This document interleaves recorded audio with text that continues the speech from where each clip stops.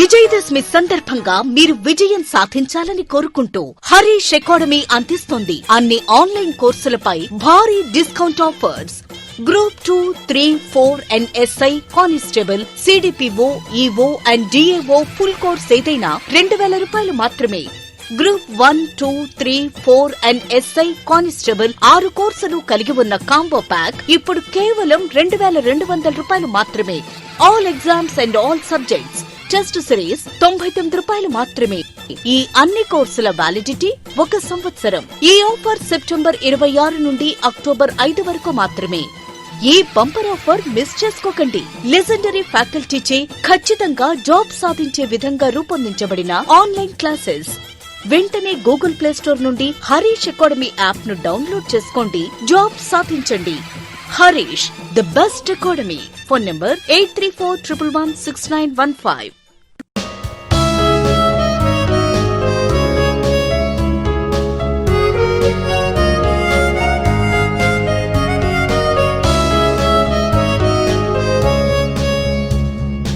Hi friends, welcome to Harish academy.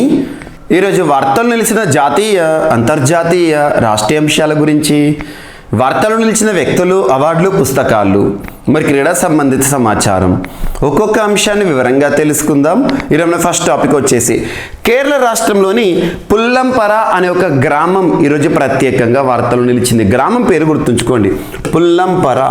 పుల్లంపర గ్రామం, పుల్లంపర గ్రామం లేదా పుల్లంపర గ్రామ పంచాయతీ ఈరోజు దేశంలో ఒక ప్రత్యేకమైన ఒక ప్రాంతంగా వార్తలోకి వచ్చింది. అదేంటంటే కేరళ రాష్ట్రానికి సంబంధించిన పుల్లంపర ఒక డిజిటల్ లిటరేట్ విలేజ్గా వార్తలోకి వచ్చింది. So digitally it is literate. So digital లిటరేసీని సాధిస్తూ వార్తలు నిలిచిన పుల్లంపర గ్రామ పంచాయతీ లేదా గ్రామం ఏ రాష్ట్రం అంటారు? కేరళ రాష్ట్రం అని గుర్తుంచుకోండి. సో కేరళ రాష్ట్ర రాజధాని త్రివేంద్రం. త్రివేంద్రంకి సంబంధించి త్రివేంద్రం జిల్లాలోని ఒక గ్రామ పంచాయతీ అని గుర్తుంచుకోండి, పుల్లంపర. యాక్చువల్గా పోటీ పరీక్షల్లో కొన్ని ప్రాంతాలపైన కూడా ప్రత్యేకంగా క్వశ్చన్స్ అడుగుతారు. ఇటీవల ఉదాహరణకి అన్ని ప్రాంతాలను నేను ఇక్కడ టచ్ చేయను. కేరళ రాష్ట్రం విషయానికి వస్తే కేరళ రాష్ట్రం ఈరోజు వార్తలోకి వచ్చింది కూడా. కేరళ రాష్ట్రానికి సంబంధించి అంతకుముందు మనం కుంబలంగి అనే ఒక ప్రత్యేకమైన గ్రామం గురించి డిస్కస్ చేసాం. కంబలంగి లేదా కుంబలంగి దేశంలోనే మొట్టమొదటి శానిటరీ నాప్కిన్ ఫ్రీ విలేజ్గా వార్తలు నిలిచింది. శానిటరీ నాప్కిన్ రహిత గ్రామంగా వార్తలు నిలిచిన కుంబలంగి గ్రామం ఏ రాష్ట్రం అంటారు? కేరళ రాష్ట్రం. అంతకుముందు దేశంలోనే మొట్టమొదటి రేడియో విలేజ్గా వార్తలు నిలిచిన రేడియో విలేజ్ అనే ఒక ప్రత్యేకమైన అంశాన్ని మనం డిస్కస్ చేసాము. ఒక గ్రామం, ఆ గ్రామం పేరేంటి? అనయం కున్ను అనే ఒక గ్రామం. అనయం కున్ను అనే ఒక గ్రామం కేరళ రాష్ట్రంలోని కోజికోడ్ డిస్టిక్లో ఉంటుంది. ఆ అనయం కున్ను అనే ఒక గ్రామం ఏదైతే ఉంటుందో ఆ గ్రామంలో ప్రతి ఒక్కరికి కూడా, అంటే ప్రతి ఇంటికి కూడా రేడియో సౌకర్యం అనేది ఉంది. అలా గ్రామ పంచాయతీ దగ్గర ఉండి ప్రత్యేక చొరవ తీసుకొని రేడియోస్ని కూడా డిస్ట్రిబ్యూట్ చేయడం జరుగుతుంది. సో అలా ఇక్కడ చూడండి, ఇక్కడ మీకు డిస్కస్ చేసిన 3 కూడా గ్రామాలు.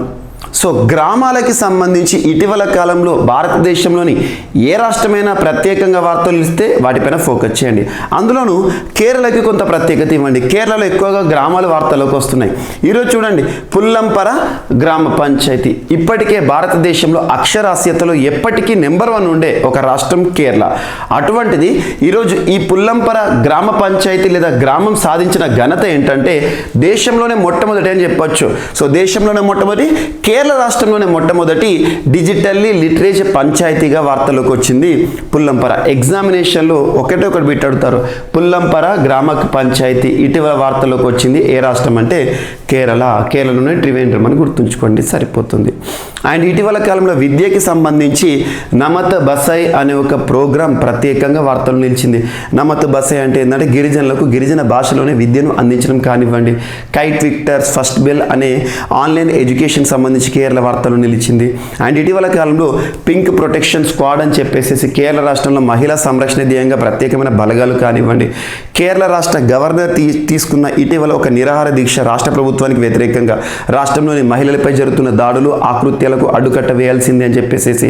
అండ్ కేరళ రాష్ట్ర ప్రభుత్వం ఇచ్చిన ఒక ప్రత్యేకమైన జీవో ఏంటంటే రాష్ట్రంలో యువత, ముఖ్యంగా పురుషులు ఎవరైతే వివాహం చేసుకోబోతున్నారో వారికి సంబంధించి ఒక అఫిడవిట్ ఫైల్ చేయాలంట. అంటే మ్యారేజ్ బిఫోర్ గవర్నమెంట్ ఎంప్లాయీ అయితే నేను ఎట్టి పరిస్థితుల్లోనూ కట్నం తీసుకుని చెప్పేసి రాయాలి ఇటువంటివి. అండ్ దేశంలోనే మొట్టమొదటి సోలార్ ట్రైన్ కేరళ రాష్ట్రం, దేశంలోనే ఏకైక మొట్టమొదటి రాష్ట్రంగా కేరళ వార్తల్లోకి వచ్చింది, జిఎస్టీపై సెస్ విధించిన రాష్ట్రంగా. And at the same time Kerala రాష్ట్రానికి సంబంధించి ఇటీవల కాలంలో మనం డిస్కస్ చేసిన అన్ని అంశాలు, జెండర్ పార్క్ దేశంలోనే మొట్టమొదటి, వీటన్నిటిని అండ్ స్మార్ట్ కిచెన్ స్కీమ్ అని చెప్పేసి, సో గృహిణులకి సంబంధించి వారి యొక్క కిచెన్స్ ఏవైతే ఉంటాయో, కిచెన్ అంటే ఇంట్లో వంటగది, ఆ వంటగదిని అధునాతనంగా తీర్చిదిద్దుకోవడానికి దేశంలో మొదటిసారి రుణాలను మంజూరు చేస్తున్న రాష్ట్రంగా కేరళ, ఇటువంటివి. అండ్ ఇటీవల పీపుల్ ఫ్రంట్ ఆఫ్ ఇండియాకి సంబంధించి కొన్ని వివాదాలతో కూడా కేరళ రాష్ట్రం వార్తలోకి వచ్చింది. ఇటువంటి అంశాలను కేరళకి సంబంధించి ప్రత్యేకంగా లింక్ చేస్తే చూడండి. సో కేరళకి సంబంధించి పుల్లంపర విలేజ్ ఈరోజు ప్రత్యేకంగా వార్తలోకి వచ్చింది. అంతకుముందు వార్తలకు వచ్చినవి కూడా చూడండి. వీటితో పాటు భారతదేశం ఇటీవల కాలంలో వార్తలు కొన్ని గ్రామాలు, ఉదాహరణకి జమ్మూ కాశ్మీర్లోని వేయాన్ అనే ఒక మారుమూల గ్రామం వార్తలోకి వచ్చింది. లాస్ట్ ఒక 1 year నుండి వేయాన్ గ్రామం దేశంలోనే మొట్టమొదటి 100% COVID-19 వ్యాక్సినేటెడ్ విలేజ్గా వార్తలోకి వచ్చిన వేయాన్ విలేజ్ జమ్మూ కాశ్మీర్. గ్రామాలకి ప్రత్యేక ఇంపార్టెన్స్ ఇవ్వండి. And AFSPA extends in Arunachal Pradesh and Nagaland. ఇక్కడ ఫస్ట్ ఆఫ్ ఆల్ AFSPA అంటే ఏంటో తెలియాలి. మనం చాలాసార్లు ఈ టాపిక్ని డిస్కస్ చేసాం. AFSPA 1958. AFSPA అంటే ఏంటంటే armed forces special powers act. Armed forces special powers act. Each and every word meaning విడమర్చి అర్థం చేసుకోండి, ఆటోమేటిక్గా దీని యొక్క ఉద్దేశం తెలుస్తుంది. ఏదైనా ఒక చట్టం గురించి నేర్చుకున్నప్పుడు ఖచ్చితంగా concern year is mandatory to remember, ఖచ్చితంగా గుర్తుంచుకోవాల్సిందే. ఇక్కడ ఏమంటున్నాను, సో ఆర్మ్డ్ ఫోర్సెస్ సాయుధ బలగాలకి సంబంధించి ప్రత్యేక అధికారాలను కట్టబెట్టే ఒక చట్టం. ఇటువంటి ఆర్మ్డ్ ఫోర్సెస్ స్పెషల్ పవర్స్ యాక్ట్ని భారత ప్రభుత్వం 1958లో తీసుకొచ్చింది. ముఖ్యంగా కొన్ని సమస్యాత్మక ప్రదేశాలు, సరిహద్దు వెంట ఎక్కడైతే మనకు ఇల్లీగల్గా భారతదేశంలోకి చొరబాట్లు జరుగుతాయో అటువంటి ప్రాంతాల్లో అమలు చేస్తున్న ఒక చట్టం. ముఖ్యంగా తీవ్రవాద కార్యకలాపాలు కానివ్వండి, ఎటువంటి లా అండ్ ఆర్డర్ ఫెయిల్యూర్ కాకుండా ఆర్మీ అధికారులకు ప్రత్యేక అధికారులు ఇస్తారు. ఈ AFSPA ఏదైతే ఉంటుందో, AFSPA ఏ ప్రాంతంలో అయితే అమల్లో ఉంటుందో ఆ ప్రాంతంలో ఆర్మీకి ప్రత్యేకంగా అధికారాలు ఉంటాయి. ఎవరినైనా ప్రశ్నించవచ్చు, సోదాలు చేయొచ్చు, ఇంట్లో అయినా ఏ సమయంలో అయినా, అండ్ ఎదురుగా తిరిగితే ఖచ్చితంగా షూట్ కూడా చేయొచ్చు. అటువంటి లాస్ట్ ఇయర్ మనం డిసెంబర్ 2021లో కొన్యాక్ అనే ఒక గిరిజన తెగ, ఆ తెగకు సంబంధించిన ఒక వివాదం చూసాము. AFSPA చట్టం ప్రయోగంలో ఉన్న ప్రాంతం, ఆ ప్రాంతంలో కొన్యాక్ గిరిజన తెగ పైన ఆర్మీ అధికారులు ప్రత్యేకంగా కాల్పిన కాల్పులు ఏవైతే ఉంటాయో గిరిజనులు చనిపోవడానికి కారణం. ఇవన్నీ చూడండి. అండ్ చరిత్రలో AFSPA ఈ చట్టాన్ని వ్యతిరేకిస్తూ మణిపూర్ ఉక్కు మహిళగా పేరొందిన, ఒకప్పుడు పేరొందిన ఇరోమ్ షర్మిల సుదీర్ఘకాలం దీక్ష చేసింది ఈ చట్టానికి వ్యతిరేకంగానే. మనకు రాజ్యాంగంలోని ఆర్టికల్ 34 గుర్తుంచుకోండి. మార్షల్ లాస్, మార్షల్ అంటాము, అంటే కొన్ని ప్రాంతాల ప్రత్యేకమైన చట్టాలను ప్రయోగించవచ్చు. అక్కడ ప్రాథమిక హక్కులపైన పరిమితులు అనేవి ఉంటాయి, అధికారులకు ఎక్కువగా అధికారాలు వస్తాయి. జస్ట్ గుర్తుంచుకోండి. AFSPA ఏదైతే ఉంటుందో భారతదేశంలో అరుణాచల్ ప్రదేశ్, నాగాల్యాండ్ ఈ రాష్ట్రాల్లో ఒక 12 జిల్లాలలో ఎక్స్టెండ్ చేస్తున్నారు. నెక్స్ట్ 6 months ఎక్స్టెండ్ చేస్తున్నాం అని చెప్పేసి మినిస్ట్రీ ఆఫ్ హోమ్ అఫైర్స్ వారు నిన్నటిన ఒక ప్రకటన చేశారు. AFSPA is extended in more 12 districts in Arunachal Pradesh and Nagaland for next 6 months అని చెప్పేసి ఒక ప్రకటన వచ్చింది. అంటే నెక్స్ట్ రానున్న 6 నెలలు 12 జిల్లాలు ఈ 2 రాష్ట్రాల్లో కూడా ఎక్స్టెండ్ చేస్తున్నారంట. ఇది ఒకటి ఇంపార్టెంట్. అండ్ నాగాల్యాండ్ ఇప్పటికే డిస్టర్బ్డ్ ఏరియాగా గుర్తింపు పొందింది, కల్లోలిత ప్రాంతం అని చెప్పేసి. ఇటువంటి అంశాలు చూడండి. అండ్ ముఖ్యంగా చట్టాలు వార్తలోకి వస్తే, ఒక చట్టం వార్తలోకి వస్తే మిగతాయి కూడా గుర్తుంచుకోండి. ఖచ్చితంగా కమింగ్ కాంపిటేటివ్ ఎగ్జామినేషన్లో సెక్షన్ 124A సెడిషన్ గురించి ఖచ్చితంగా క్వశ్చన్ వస్తుంది. And unlawful activities prevention act 1967 కానివ్వండి, అండ్ కరోనా విపత్కర పరిస్థితుల కాలంలో వార్తలు ఇచ్చిన ఎపిడమిక్ డిసీజెస్ యాక్ట్ 1897 కానివ్వండి, and at the same time national disaster management act కానివ్వండి 2005. వీటి ప్రత్యేక చూడండి. అండ్ ఇక్కడ అభ్యర్థులు రెగ్యులర్గా నేను కొన్ని లైవ్ క్లాసెస్ తీసుకొస్తున్నాను. ప్రవీణ్ సార్ క్లాసెస్ అనే ఒక YouTube channel, Praveen sir classes అనే ఒక యూట్యూబ్ ఛానల్లో రెగ్యులర్గా కాంటెంపరీ ఇష్యూస్ ఏవైతే ఉంటాయి, ముఖ్యంగా పోటీ పరీక్షను దృష్టిలో ఉంచుకొని నేను ఏవైతే ఇంపార్టెంట్గా భావిస్తున్నానో వాటిని డైరెక్ట్గా లైవ్లో ఇంటరాక్ట్ అవుతున్నాను. ఇప్పటి వరకు ఈ యూట్యూబ్ ఛానల్ని సబ్స్క్రైబ్ చేసుకోకపోతే ఈరోజే సబ్స్క్రైబ్ చేసుకోండి. సో మీకు రానున్న రోజుల్లో కూడా మీకు యూస్ఫుల్ ఇన్ఫర్మేషన్ అనేది ఉంటుంది. ఇక్కడ AFSPAకి సంబంధించి ఈ 2 రాష్ట్రాలు గుర్తుంచుకోండి. That's enough. అండ్ నెక్స్ట్ ఈరోజు ముఖ్యమంత్రి డైరీ ప్లస్ యోజన అనే ఒక ప్రోగ్రాంతో మధ్యప్రదేశ్ రాష్ట్రం వార్తల్లోకి వచ్చింది. రాష్ట్రంలో పాడి రంగాన్ని మరింత అభివృద్ధి చేయాలని చెప్పేసి, పాడి రంగం అంటే ఏంటంటే పాల రంగం, పాడి పశువులు ఉంటాయి కదా, పశువులకు సంబంధించి బర్రెలు కానివ్వండి, ఆవులు కానివ్వండి, వాటి నుండి ఉత్పత్తి అవుతున్న పాలు ఏవైతే ఉంటే వాటికి ప్రత్యేక ప్రాధాన్యత. సో రాష్ట్రంలో పాడి రైతులు ఎవరైతే ఉంటారంటే పశువులపై ఆధారపడి జీవనాన్ని కొనసాగిస్తున్న రైతులు ఎవరైతే ఉంటారో వారికి ప్రత్యేక ప్రోత్సాహాన్ని కల్పిస్తూ వారి కోసం ప్రత్యేకంగా రాష్ట్ర ప్రభుత్వం సబ్సిడీలను కానివ్వండి, వారికి మార్కెటింగ్ సౌకర్యాలను కానివ్వండి కల్పిస్తున్న ఒక ప్రోగ్రామే మధ్యప్రదేశ్ రాష్ట్రానికి సంబంధించి ముఖ్యమంత్రి డైరీ ప్లస్ యోజన. గుర్తుంచుకోండి. సో ఇటువంటి ప్రోగ్రామ్స్ అయిన వార్తలకు వస్తే చూడండి, ఇటీవల కాలంలో ప్రత్యేకంగా పశువులకి సంబంధించి, ముఖ్యంగా ఆవులకు సంబంధించి గోవుల కోసం ప్రత్యేక అంబులెన్స్ సేవలను ప్రారంభిస్తూ వార్తలోకి వచ్చింది ఉత్తరప్రదేశ్ కానివ్వండి. గో సంరక్షణకు సంబంధించి ప్రత్యేకంగా దేశంలోనే మొట్టమొదటిసారి గౌ క్యాబినెట్ని ఏర్పాటు చేసిన రాష్ట్రం ఏదంటే మధ్యప్రదేశ్ కానివ్వండి. ఇటువంటి అంశాలను లింక్ చేస్తూ చూడండి, Madhya Pradesh is very important state to be focused for coming competitive examinations. Gwalior, Orchha అనే ఒక 2 ప్రాంతాలు మధ్యప్రదేశ్ రాష్ట్రంలో ఉంటాయి. సో 2 ప్రాంతాలు మధ్యప్రదేశ్ రాష్ట్రం. ఇటీవల యునెస్కో వరల్డ్ హెరిటేజ్ సిటీస్గా వార్తలకు వచ్చినాయి. And at the same time Madhya Pradesh రాష్ట్ర ప్రభుత్వం ఇప్పటికే గోవులకు సంబంధించి గౌ క్యాబినెట్ కానివ్వండి, హమారా ఘర్ హమారా విద్యాలయ అనే ఒక ప్రోగ్రామ్ కానివ్వండి, ఇటువంటి అంశాలు లింక్ చేస్తూ చూడండి. And next United nations security council ఈరోజు మరొకసారి వార్తలోకి వచ్చింది, యుఎన్ఎస్సి. సో యుఎన్ఎస్సికి సంబంధించి రష్యాకి వ్యతిరేకంగా ప్రవేశపెట్టిన తీర్మానం ఏదైతే ఉందో ఆ తీర్మానానికి భారత్ ఓటింగ్కి దూరంగా ఉంది. అబ్స్టెయిన్స్, ఈ పదం గుర్తుంచుకోండి. India abstains in recent resolution that was introduced in UNSC against Russia అని చెప్పేసి ఒక టాపిక్ వార్తలోకి వచ్చింది. అబ్స్టెయిన్స్ అంటే ఏంటంటే meaning keeping away from voting, keeping away from voting అంటే ఓటింగ్లో పార్టిసిపేట్ చేయకుండా ఓటింగ్కి దూరంగా ఉండడం. ఏం జరిగిందంటే ఇటీవల రష్యా యుక్రెయిన్లోని 4 ప్రాంతాలను కైవసం చేసుకుంది. మనం ఇప్పటికీ ఈ టాపిక్ని 2 to 3 టైమ్స్ డిస్కస్ చేసాం. మ్యాప్ కూడా మీకు చూపించాను. ఏంటంటే అవి, సో డాన్బాస్ రీజన్లోని Luhansk, Donetsk and Kherson, next Zaporizhzhia, ఈ 4 ప్రాంతాలు ఏవైతే ఉంటాయో ముఖ్యంగా యుక్రెయిన్కి సంబంధించిన ప్రాంతాలను రష్యా విలీనం చేసుకున్నట్టుగా అధికారికంగా ప్రకటన చేశారు వ్లాదిమిర్ పుతిన్, రష్యా అధ్యక్షుడు. సో ఈ స్వాధీనం చేసుకోవడం అనేది కరెక్ట్ కాదు, దిస్ ఈజ్ రాంగ్ అని చెప్పేసి రష్యాకి వ్యతిరేకంగా యుఎన్ఎస్సిలో తీర్మానం ప్రవేశపెట్టడం జరిగింది. ఆ తీర్మానానికి భారత్ ఓటింగ్కి దూరంగా ఉంది. గుర్తుంచుకోండి. సో ఇది ఒకటి ఇంపార్టెంట్. అండ్ ఇక్కడ యుఎన్ఎస్సి వార్తలోకి వచ్చింది కూడా. యుఎన్ఎస్సి 1945 అక్టోబర్ 24న ఏర్పాటైంది. అండ్ న్యూయార్క్ హెడ్ క్వార్టర్ పనిచేస్తుంది. యుఎన్ఎస్సిలో మొత్తం సభ్య దేశాలు ఏవైతే ఉంటాయో నాన్ పర్మనెంట్ కంట్రీస్ వచ్చేసేసి 10 ఉంటాయి. పర్మనెంట్ కంట్రీస్ P5 కంట్రీస్, శాశ్వత సభ్యత్వం ఉన్న దేశాలు ఏవైతే ఉంటాయో 5 ఉంటాయి. సో వీటిని గుర్తుంచుకోండి. USA, UK, Russia, China, France, P5 countries, veto power ఉన్న దేశాలు. యుఎన్ఎస్సిలో రిఫార్మ్స్ జరగాలి, సంస్కరణ తీసుకురావాలని చెప్పేసి ఇటీవల తరచూ యుఎన్ఎస్సి వార్తలకు వస్తుంది. ఖచ్చితంగా రానున్న పోటీ పరీక్షలు యుఎన్ఎస్సి పైన ఒక క్వశ్చన్ డెఫినెట్ అంటే ఖచ్చితంగా అడుగుతారు. And at the same time యుఎన్ఎస్సిలో ప్రస్తుతం భారతదేశం సభ్యత్వ దేశంగా ఉంది, తాత్కాలిక సభ్యత్వ దేశంగా ఉంది. ఈ రానున్న డిసెంబర్తో ముగుస్తుంది, December 22. యాక్చువల్గా యుఎన్ఎస్సిలో తాత్కాలిక సభ్యదేశంగా ఉండే దేశాలు 2 సంవత్సరాల పాటు సభ్యత్వ హోదాతో ఉంటాయి. అందులో ఇండియా 2021 జనవరి 1 నుండి 2022 డిసెంబర్తో కాలం ముగుస్తుంది. 8th టైం ఎలక్టెడ్ ఇండియా అని గుర్తుంచుకోండి.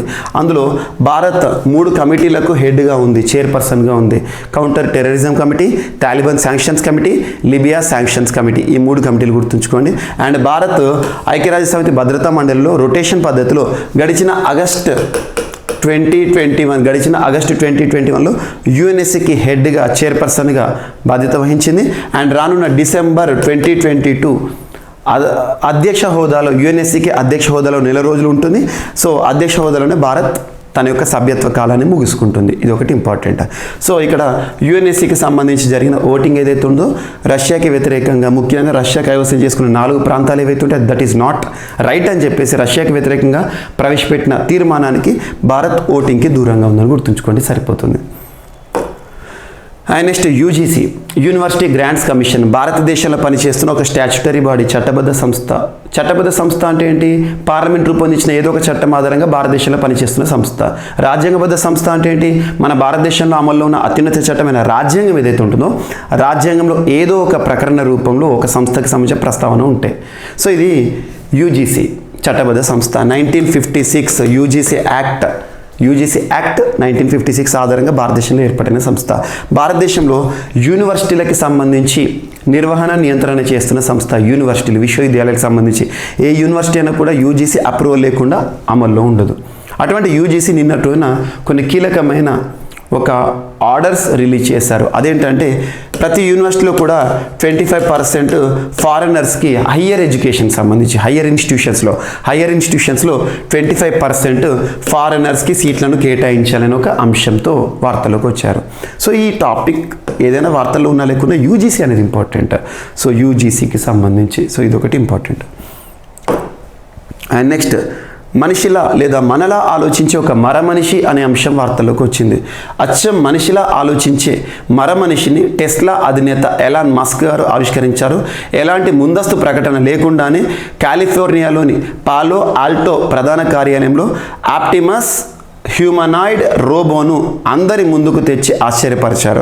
ఇది ఆరంభమేనని, త్వరలో సెక్సీ రోబోలను కూడా అభివృద్ధి చేస్తామని చెప్పేసి ప్రకటించారు. వేదిక మీదకి రాగానే అందరికీ అభివాదం చేసిన ఆప్టిమస్ ఫోటోలకు ఫోజులు ఇచ్చారు. జస్ట్ గుర్తుంచుకోండి, ఆప్టిమస్ అనే ఒక రోబో ఇటీవల వార్తలు నిలిచింది. ఎవరికి సంబంధించి అంటే ఎలాన్ మస్క్ ఆవిష్కరించారు. ఎలాన్ మస్క్ ప్రస్తుతం చూడండి, Elon Musk is nothing but space X అధిపతి, టెస్లా కార్ల కంపెనీ అధిపతి. గుర్తుంచుకోండి. సో ఒక రోబో, హ్యూమనాయిడ్ రోబో అంటే మనిషి లాంటి రోబో, మనిషిలా ఆలోచించే రోబో, మనిషిలా ప్రవర్తించే రోబోని ఆవిష్కరించారు Elon Musk. So science and టెక్నాలజీలో ఇటువంటి ఇన్నోవేషన్స్ ఇంపార్టెంట్. అండ్ నెక్స్ట్ వచ్చేసేసి ఈరోజు మరొక అంశము. So AGEL commissions, Adani green energy limited సంస్థ కమిషన్ చేసిన దేశంలోనే అతిపెద్ద హైబ్రిడ్ పవర్ ప్లాంట్ వార్తలకు వచ్చింది. జైసల్మీర్, రాజస్థాన్కి సంబంధించి. హైబ్రిడ్ అంటే ఏంటి? మిక్స్డ్, అంటే రెండు రకాల విద్యుత్ని ఉత్పత్తి చేయడం అన్నట్టు. సో ఇక్కడ ఏమేమి విద్యుత్ అంటే విండ్, సోలార్, అంటే గాలి ద్వారా వచ్చే విద్యుత్, అండ్ సోలార్ సౌరశక్తి ద్వారా ఉత్పత్తి చేస్తున్న విద్యుత్. అజెల్ అంటే ఏంటంటే అదానీ గ్రీన్ ఎనర్జీ లిమిటెడ్ వారు. Adani green energy limited 660 megawatts world's largest, ప్రపంచంలోనే అతిపెద్ద విండ్, సోలార్ హైబ్రిడ్ పవర్ ప్లాంట్ని ఎక్కడ ఏర్పాటు చేస్తున్నారంటే జైసల్మీర్, రాజస్థాన్ అని గుర్తుంచుకోండి, సరిపోతుంది. అండ్ నెక్స్ట్ వచ్చేసి ప్రధానమంత్రి నరేంద్ర మోదీ గారికి దక్కిన లేదా ప్రధానమంత్రి నరేంద్ర మోదీ గారు రిసీవ్ చేసుకున్న ఒక ప్రత్యేకమైన డిక్షనరీ వార్తలోకి వచ్చింది. ఈ డిక్షనరీ పేరు గుర్తుంచుకోండి, వెరీ వెరీ ఇంపార్టెంట్. హెమ్కోష్ అనే ఒక ప్రత్యేకమైన డిక్షనరీ. ఇది అస్సామీ డిక్షనరీ, అస్సామీ ఎన్సైక్లోపీడియా అని చెప్పొచ్చు, లేదా ఎటమాలజీ చెప్పొచ్చు. ఇక్కడ చూద్దాం. సో జయంత మల్లా బారుష్, సో లేదా జయంత మల్లా బారువా, జయంత మల్లా బారువా ఎవరైతే ఉంటారో ఈ డిక్షనరీకి సంబంధించిన compilation. So first etymological dictionary of Assamese language, Assamese భాషలో మొట్టమొదటి ఎటమాలజికల్ డిక్షనరీ. ఎటమాలజికల్ అంటే ఏంటంటే, ఎటమాలజీ అంటే స్టడీ ఆఫ్ రూట్ వర్డ్స్ అంటే కొన్ని పదాలు ఉంటాయి. ఆ పదం ఏదైనా ఉంటే ఆ 2-3 లెటర్స్ చూసేసి మనం ఈజీగా దాని అర్థాన్ని మనం వెతుకోవచ్చు. So etymological dictionary of Assamese language, Assami భాషకి సంబంధించి.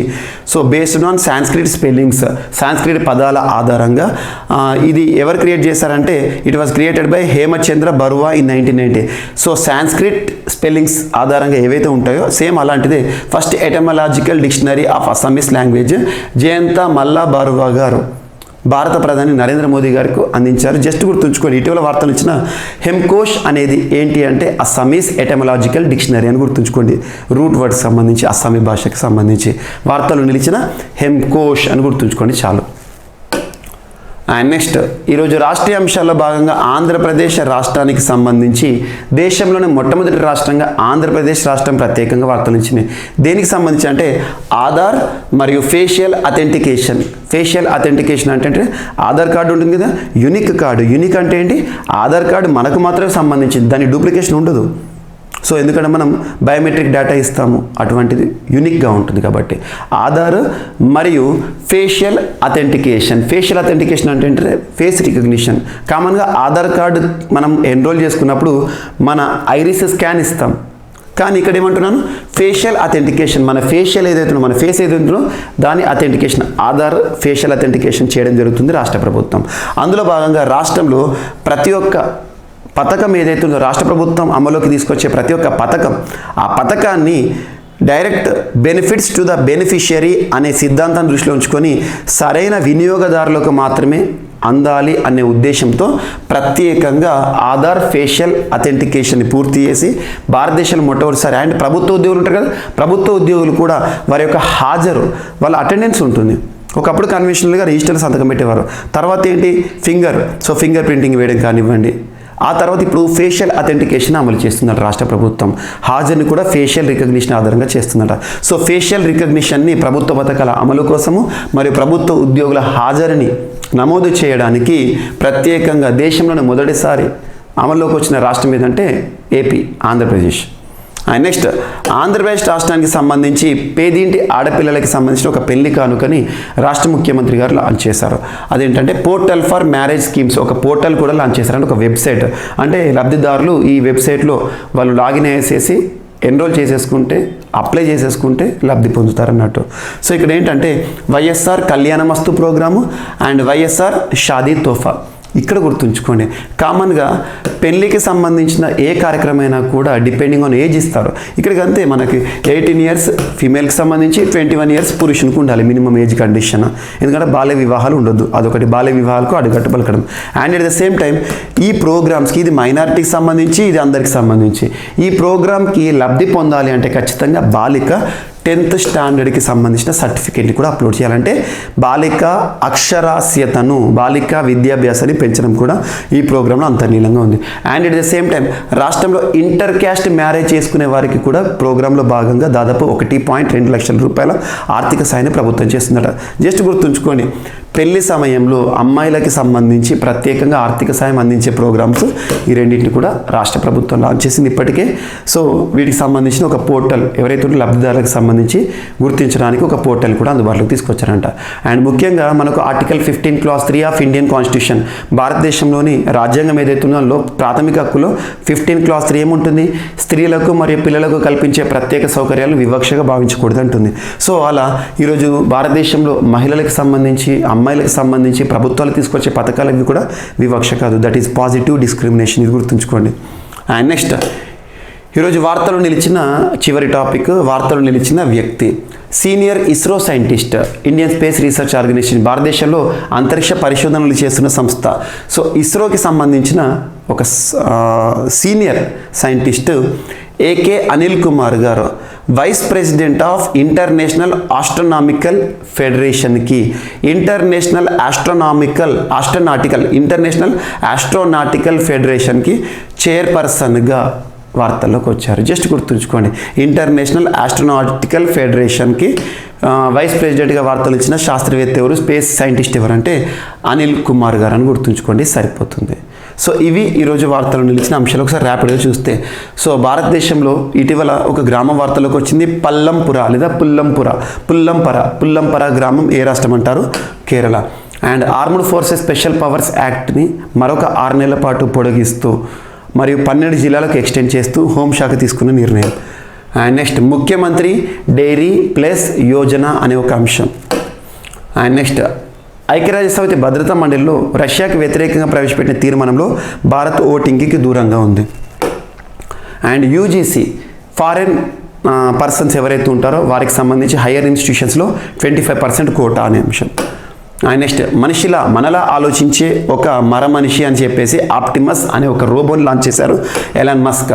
అండ్ నెక్స్ట్ వచ్చేసి so Adani green energy limited ప్రపంచంలోనే అతిపెద్ద wind solar hybrid solar power ప్లాంట్ని జైసల్మీర్ రాజస్థాన్లో ఏర్పాటు చేశారు. అండ్ నెక్స్ట్ సో వార్తలు నిలిచిన హెమ్కోష్ అనే ఒక డిక్షనరీ, అస్సాంకి సంబంధించిన etymological dictionary. And next Aadhaar facial identification సంబంధించి ఆంధ్రప్రదేశ్ రాష్ట్రం ప్రత్యేకంగా వార్తలోకి వచ్చింది. అండ్ నెక్స్ట్ వచ్చేసి so portal for marriage schemes, ఏపీకి సంబంధించిన 2 పథకాలు. అండ్ నెక్స్ట్ అనిల్ కుమార్ గారు vice president of international astronautical ఫెడరేషన్కి వార్తలోకి వచ్చారు. సో ఇవి ఈరోజు వార్తలు నిలిచిన అంశాలు. మిస్లెనియస్ అంశాలు ఏమైనా మిగిలిపోతే మాత్రం రేపటి క్లాస్లో జోడించి నేర్చుకుందాం. మళ్ళీ రేపు కలుద్దాం. Thank you.